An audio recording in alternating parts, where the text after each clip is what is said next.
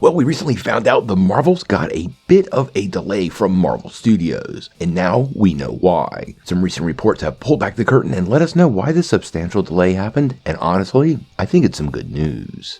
Now, if you've been paying attention, you know Marvel Studios' upcoming Captain Marvel sequel, called The Marvels, was recently pushed back from a release date of July the 28th, 2023 to November the 10th. Now, I wasn't the only one who noticed that there was not very much in the form of a release for the second half of the year for Marvel, so it seemed like that was a pretty good reason to push it back and fill in some of that time so there's less of a gap between projects. But now we've got an update from the Wrap, which seems to confirm the exact reason, and it's something we've been talking a lot about from Marvel during Phase 4. Now, the reason for this delay, unsurprisingly, is due to, quote, shoddy visual effects.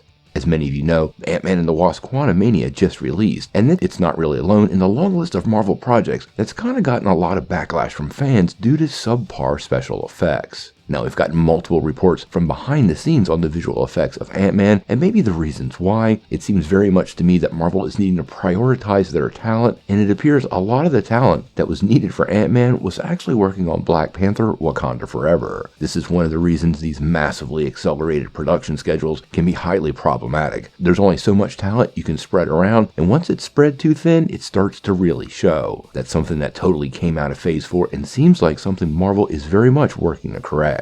This means Marvel Studios will have an extra 4 months to do post-production on the Marvels before it finally drops. Considering the power set of all 3 characters in the movie, not to mention the villains, other creatures, and spaceborne effects that are going to be required for this film, well, I think it's nothing but good news that Marvel Studios has delayed this only to get it right. Now, we did recently get that poster that featured all 3 title characters, Monica Rambeau, Carol Danvers, and Kamala Khan. And honestly, it's one of my favorite Marvel posters in a really long time because it's kind of unique compared to what Marvel's been doing for a while. Now, as for the plot details, they're pretty much being kept under wraps. We have heard that the story will focus on the 3 heroes trading places every time they use their individual powers. We actually got teased with this a little bit at the end of the Marvels, when Kamala Khan disappeared from her room, only to be replaced with Carol Danvers, who looked a little befuddled. Now, there's lots of other rumors surrounding the film, including Captain Marvel being married and being on a planet where everybody talks in song. None of that's been confirmed, but the film definitely sounds unique, and with Samuel L. Jackson returning as Nick Fury, I think we're in for something that's at least a lot of fun.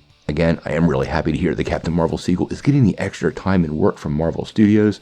Marvel has said they're going to focus on quality over quantity, and getting these things right is super important. Ant-Man and the Wasp: Quantumania was a ton of fun, but let's be real, there were some special effects that were, well, funky. The movie was jam-packed with CGI, so it wasn't that there was a lot of bad CGI, but the bad CGI was noticeable, and in the past, this is something Marvel Studios did a much better job on because they were under a lot fewer time constraints. Now, these behind-the-scenes changes at Marvel are a pretty big deal, and as many have mentioned, the magic behind Marvel seems to have dampened a little bit. I think the production team was stretched beyond belief by Bob Chapek, and the return of Bob Iger and these quality adjustments we're seeing right now, I think are key to the future of the MCU. Feige and Iger worked together very well before, and I think Feige is dedicated to delivering a product that's top-notch, but Chapek's release requirements, along with all the extra work with Disney Plus, obviously stretched Marvel Studios way too thin, and it's pretty good to see these things kind of starting to equalize out a little bit. This is what drives good talent to the door, and the last thing anybody really wants is some of Marvel's top brass taking an exit and leaving the MCU to an uncertain future.